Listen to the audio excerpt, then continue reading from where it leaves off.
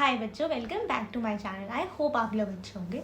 आज हम लोग मेरिट लिस्ट के ऊपर कुछ बात करने वाले हैं। सीईटी सेल के साइड से जो अपडेट्स आई हैं, 4-5 ऐसी चीज़ें जो कि आपको ध्यान रखना है उसके बारे में।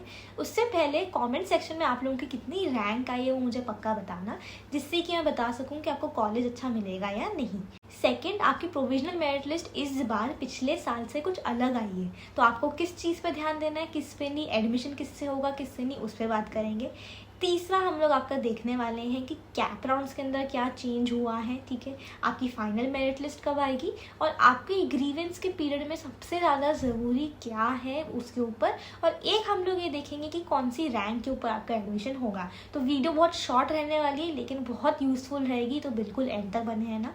और अगर व्हाट्सएप ग्रुप आपने अभी तक नहीं ज्वाइन करा होगा तो फुल होने से पहले ज्वाइन कर लेना। डिस्क्रिप्शन बॉक्स में लिंक दिए, वहाँ पे सीईटी सेल की साइड से जो भी इंपॉर्टेंट अपडेट्स आती हैं, ऑफिशियल नोटिस, जो भी चीज़ें सब मैं वहाँ पे शेयर कर देती हूँ। आपकी जो प्रोविजनल मेरिट लिस्ट आई है पर्सनल वाली, जो कि एमएसटी सीईटी के स्कोर कार्ड जैसे दिखती है, उसमें लास्ट में एक सेक्शन है provisional merit list for PCM/PCB group as per schedule 4। अब ये क्या है?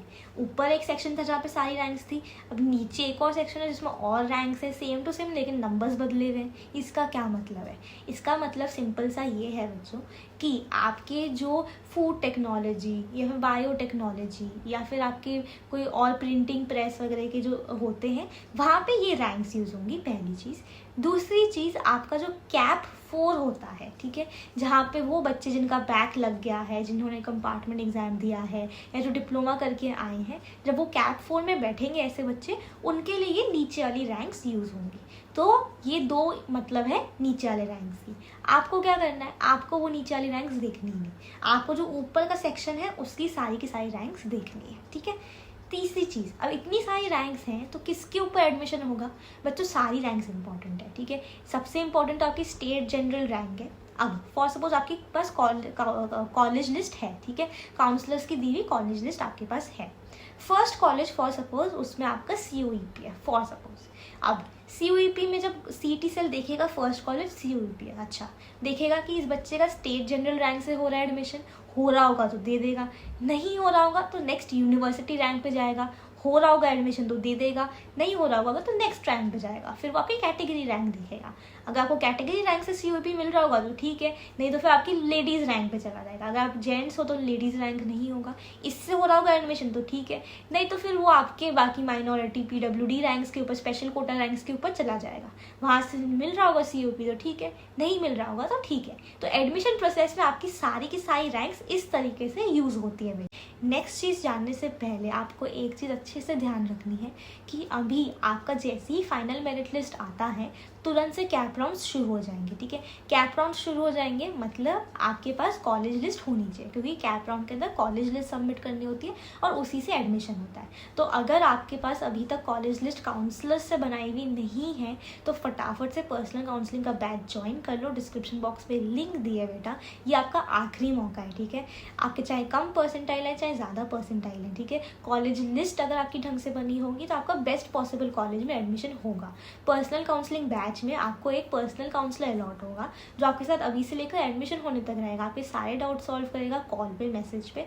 वही आपकी कॉलेज लिस्ट बनाएगा, आपसे आपकी परसेंटाइल, ब्रांच, कौन सी सिटी में जाना है, क्या कैटेगरी है, वो सारा डेटा लेकर महाराष्ट्र के हर कॉलेज में चेक करेगा कि आपका नंबर कहाँ पे लग रहा है, कहाँ पे नहीं लग रहा है। उसके हिसाब से वो लिस्ट बनाकर देगा पूरा ऑर्डर जमा के।